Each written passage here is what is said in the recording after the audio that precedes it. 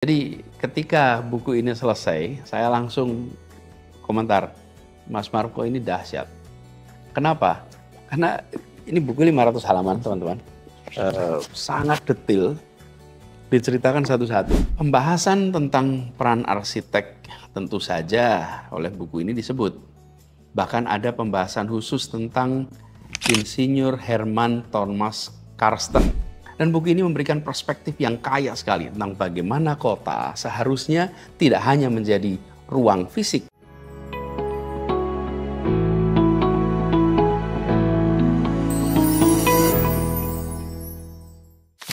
Assalamualaikum warahmatullahi wabarakatuh. Saya akan bahas buku lagi. Kali ini buku yang akan saya bahas adalah buku yang berjudul Kota-Kota Indonesia Pengantar untuk Orang Banyak. Bukunya ada 3 jilid. Dan masing-masing tebalnya kira-kira 500 halaman. Ini ditulis oleh Marco Kusuma Wijaya. Nah, sebelum saya bahas tentang buku ini, saya akan jelaskan singkat siapa ini, Mas Marco ini. Marco Kusuma Wijaya, dia adalah seorang arsitek, seorang urbanis, aktivis lingkungan, seorang humanis, yang sebelum menerbitkan buku ini, beliau ini sudah menulis buku-buku terkait tata kota dengan pendekatan yang kritis. Jadi buku-bukunya ada misalnya Jakarta Metropolis Tunggang Langgang, Kota Rumah Kita, dan ada beberapa buku lainnya. Nah, Mas Marco ini adalah seorang yang sangat peduli atas persoalan-persoalan yang ada di kawasan urban dan sangat responsif. Dan juga peduli pada persoalan-persoalan masyarakat miskin kota. Saya kenal Mas Marco ini sejak udah panjang, ketika saya mulai bertugas di Jakarta. Dari mulai masa kampanye, transisi, TGUPP, beliau juga salah satu di TGUPP yang bekerja bersama dan memberikan kepada kita semua masukan bagaimana sesungguhnya kebijakan-kebijakan itu dibuat dengan sesuai Jakarta dan sesuai dengan tantangan yang ada. Lalu beliau ambil cuti, beliau mundur, pamit untuk menulis buku. Dan pada saat mundur menulis buku banyak yang berspekulasi. Sebenarnya praktis sekali, beliau mau menulis buku ini. Dan jadi, luar biasa. Jadi ketika buku ini selesai, saya langsung komentar, Mas Marco ini dahsyat. Kenapa? Karena ini buku 500 halaman teman-teman. Sangat detail, diceritakan satu-satu. Ini membutuhkan kedisiplinan luar biasa untuk bekerja tiap hari konsisten sampai jadi 3 buku ini. Tidak banyak orang yang mundur dari sebuah posisi untuk menulis buku dan hasilnya seperti ini nih. Jadi, nah sekarang kembali pada bukunya. Di awal buku ini, Mas Marco ini menjelaskan bahwa sebenarnya buku ini ditulis secara cukup ringkas untuk membangun pemahaman awal, pemahaman yang cukup tentang tradisi dan preseden perkotaan di Indonesia. Bab pertamanya ini membahas tentang Ternate. Dijelaskan sejarah terbentuknya kelompok masyarakat di kota ini. Mulai dari Buton, Arab, Tionghoa, Palembang, hingga Eropa. Nah, masih di buku yang pertama ini, juga ada pembahasan menarik tentang kebun, alun-alun, taman, lapangan. Jadi kebun dan taman itu ternyata sudah dibuat sejak abad ke-7 di Siguntang dekat Palembang. Di Taman Gairah yang dibangun abad 17 di Aceh, bahkan sudah ada katalog jenis tanamannya. Jumlahnya ada 94 jenis tanaman. Ini menggambarkan bahwa para pendahulu kita ini memiliki kemampuan tata kota yang sangat baik, matang. Pembangunan tempat ibadah juga menjadi pembahasan. Misalnya candi, masjid. Ini di buku keduanya itu dibahas. Masjid-masjid di Indonesia adalah dalam asesmen beliau produk akulturasi. Masjid-masjid itu mengadopsi bangunan-bangunan lokal, arsitek lokal, mengadopsi juga inspirasi dari masjid-masjid di luar negeri. Jadi ada pendekatan kultural dalam arsitektur masjid di Indonesia.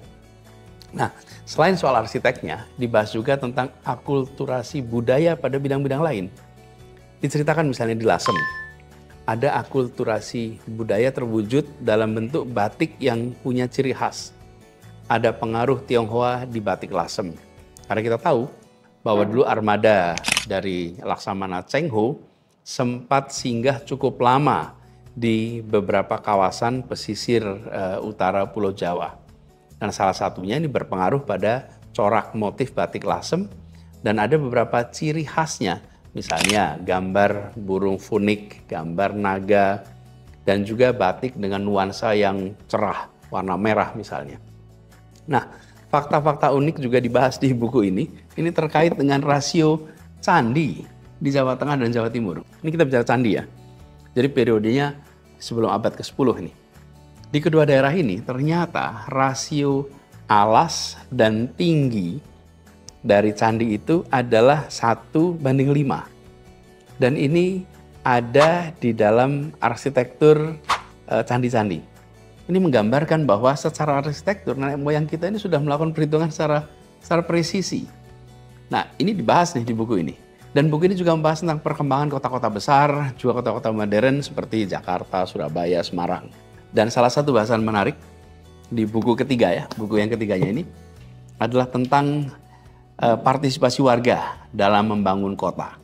Dan ini sudah terjadi diceritakan di sini di tahun 1925 di Jakarta. Pada waktu itu Muhammad Husni bin Tamrin, yang kita sering sebut dengan nama MH Tamrin, mengusulkan adanya Dewan Kampung sebagai wadah untuk menentukan perbaikan kampung.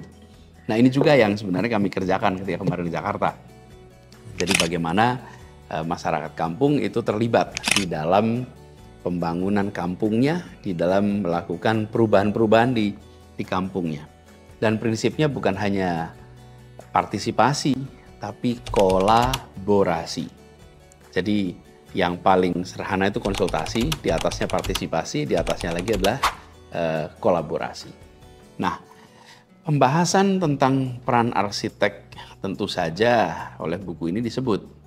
Bahkan ada pembahasan khusus tentang Insinyur Herman Thomas Karsten yang punya pengaruh besar pada sebuah kota. Kota apa itu? Kota Semarang. Dari 43 karya Insinyur Herman Thomas Karsten, 29 itu ada di Semarang. Nah, Karsten juga punya pemikiran yang unik dan otentik. Bagaimana sebuah pasar akan digunakan sebagai tempat untuk mendidik mentalitas penduduk. Bagaimana masyarakat dibuat bisa menjadi lebih modern.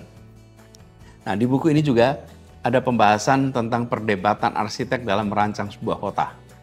Dijelaskan perdebatan antara Van Romont dengan M. Susilo terkait dengan bangunan daerah yang sekarang kita kenal dengan nama Kebayoran Baru di Jakarta Selatan.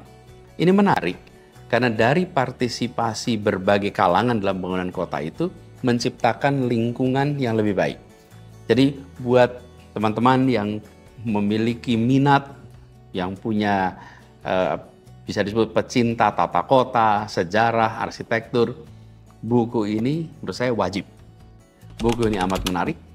Dia mengupas berbagai aspek kota-kota di Indonesia, terutama dari sudut pandang arsitektur, sosial, budaya, ekonomi, lingkungan. Dan Mas Marco ini mengajak pembacanya untuk memahami bahwa kota adalah ruang hidup yang dipengaruhi oleh dinamika politik, dipengaruhi oleh sejarah, dipengaruhi oleh budaya, dan menjadi cermin dari kondisi masyarakat yang tinggal di dalamnya. Dan buku ini memberikan perspektif yang kaya sekali tentang bagaimana kota seharusnya tidak hanya menjadi ruang fisik, tapi juga ruang di mana warga merasa memiliki dan bisa berperan aktif. Saya menganjurkan perpustakaan-perpustakaan untuk memiliki buku ini sebagai referensi. Bahkan di beberapa kalangan sempat membeli buku ini agak banyak untuk disumbangkan kepada perpustakaan-perpustakaan. Karena kita ingin pemahaman tentang kota-kota kita itu lebih baik lagi. Jadi bagi pengelola kota, para wali kota, para perencana pembangunan daerah, masyarakat kampus yang relevan dengan perkotaan, menurut saya perlu baca buku ini.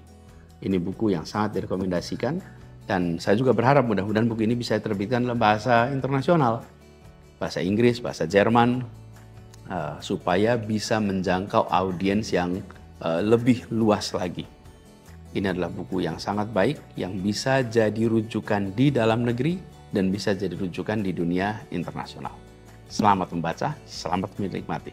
Terima kasih. Assalamualaikum warahmatullahi wabarakatuh.